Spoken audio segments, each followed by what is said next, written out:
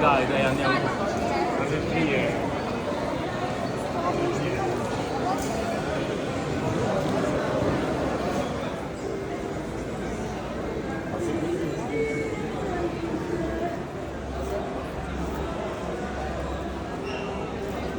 Hoş geldiniz. Nasılsınız?